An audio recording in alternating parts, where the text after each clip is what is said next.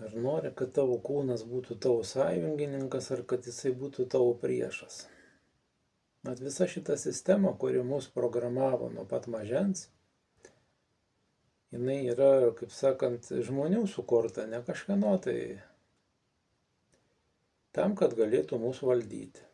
Tai reiškia per pyktį, per atskyrimą, per baimės, per gėdas, per nusivylimus, per pinigus, per darbą, darbo jėgą mus kontroliuoja. Yra lengviau valdyti žmonės, kurie yra valdomi. Ir čia galima iš šito dalyko išeiti, susikurti savo, toj sistemoje susikurti savo terpę ir gyventi, bet čia reikės padirbėti su savim. Koks įdomus dar dalykas yra, kai išvedi žmogų iš tos sistemos, jisai be instrukcijų nežino, kaip gyventi. Dėl to vėl bėga ieškoti kažkokio kito gurų, autoritetų, kuris jam pasakys, kaip reikia daryti. Tai koks įdomus paradoksas. Tai vis dėlto jūs turite kiekvienas padirbėti su savo vidiniu centru, pagražinti, jums reikia tą, kaip sakant, valdžią ant savo pasąmonės, autoritetą, kad jūs galėtumėte turėti valdžią ant savęs, o ne kažkas kitas. Nes jūsų nuo mažens niekas nemokino savo pačiam nurodinėti kažką. Už jūs viskas buvo nuspręsta, viskas padaryta, viskas parodyta, viskas padaryta. Kaip sakant, ir buvo įdiegta tokia išmoktų bejėgiškumų programa. Ir čia daugeliu reikia duoti darbą, daugeliu reikia parodyti, pasakyti. Vat jeigu pastebėjote, tai labai dažnai, kai jums kažkas liepia kažką padaryti, jūs ir su kastais dantim ir nelaimingi.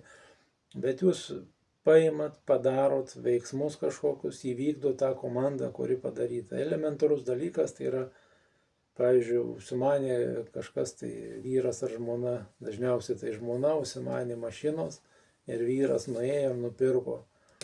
O pats važiuoja su kažką pasikišęs po užpakaliu, daug pigesniu, daug prastesniu, bet jis įvykdė savo moters komandą, todėl kad žmogus neturi autoriteto ant savo pasąmonės. Ir jam, kai duoda kitas žmogus komandą, jisai padaro veiksmus, jo kūnas įvykdo ir jisai įvykdo tą komandą. O pats savo, pabandyk savo dabar užsiduoti kažkokį tikslą, pažiūrėk, kaip jau neįs padaryti, neįvykdysi to.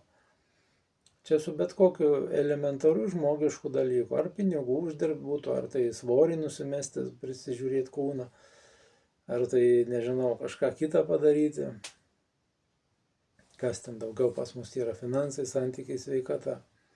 Tai va, arba tuose pačiuose santykiuose. Jeigu sukūrei, esi nelaimingas santuokoje, nėra to mechanizmo, kad tu galėtum pats ryžtis ir padaryti veiksmus išeiti.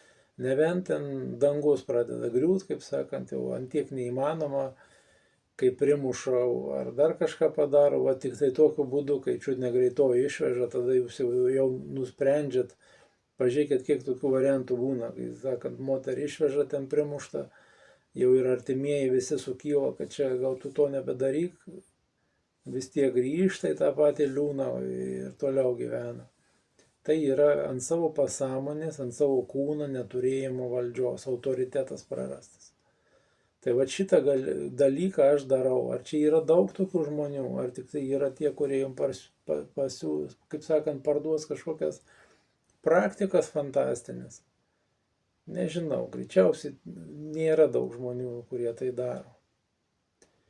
Tai va, kas norit, registruokitės į nemokamą konsultaciją, aš kai laiko turiu, aš pravedu jas ir tik pasistengkite tie, kurie norit prisimti atsakomybę, kurie norit keisti savo gyvenimą, bet nežinot, dėl ko nesiseka, dėl ko nesigauna, tada mes galim tą padaryti.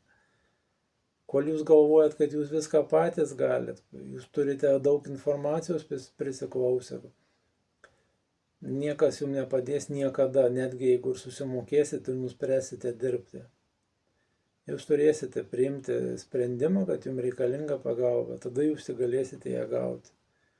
Kol to nepadarysit, dėja jums teks gyventi su ta informacija, kurią jums sukroviu, ta nemokama, kurios yra pilna internete ir jinai niekaip neveikia. Tai va, iki.